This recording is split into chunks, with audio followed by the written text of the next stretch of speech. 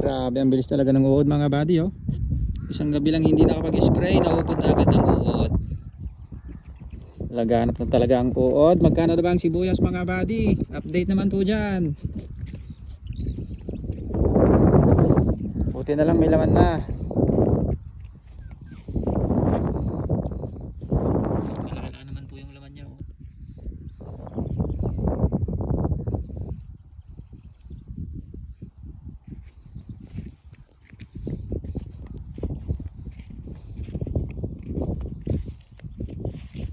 Good size. Yan. Kahit naman medyo inuud na siya mga buddy, maganda naman na po yung laman niya. Oh.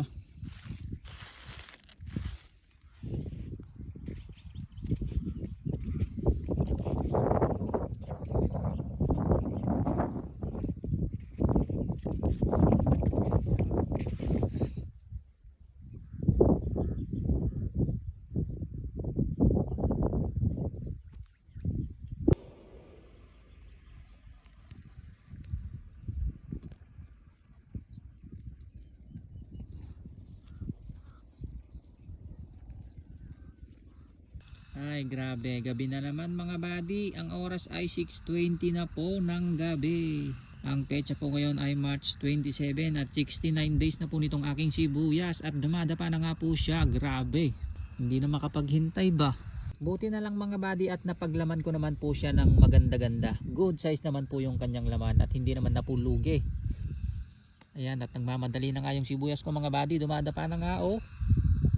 Mariosep naman, oh. Hindi man lang aabot po yata ng 80 days. 69 days, grabe. Kapag umabot po siguro ng 75 days, dapa na po lahat to. Pwede nang anihin. Ayan, patutukulin na lang natin lahat mga buddy para maganda po yung kanyang paglalaman. Para talagang sarado po yung kanyang paglalaman. Para pagka mag-i-storage tayo mga buddy ay hindi po siya madaling mabulok. Kapag maganda po ang kanyang pagtutukol. Ayan, hindi naman po nakukuha sa good size ang magandang i-storage eh. Nasa quality po ng sibuyas niyan, malaki man o maliit. Basta maganda po ang pag-aalaga ng sibuyas, pickles man yan, good o big size, eh maganda po yan i-storage mga buddy. Hindi naman yan nakukuha sa maliliit ang size eh.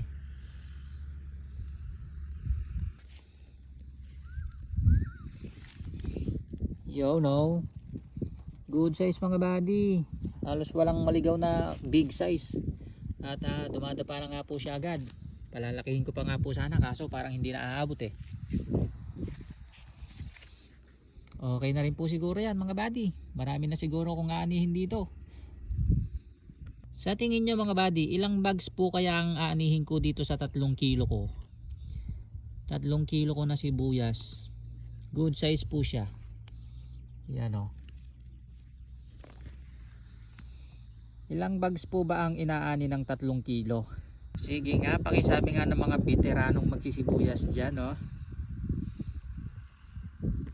Ganito lang po yung laman niya. Hindi naman po siya masyadong malaki. Good size nga lang po karamihan. Pero halos lahat po ay pare-pareho po yung kanyang laman. Ayan yan na po ang pagbabasihan nyo. Para mahulaan nyo kung ilang bags po yung maaani ko dito sa 3 kilo. Okay.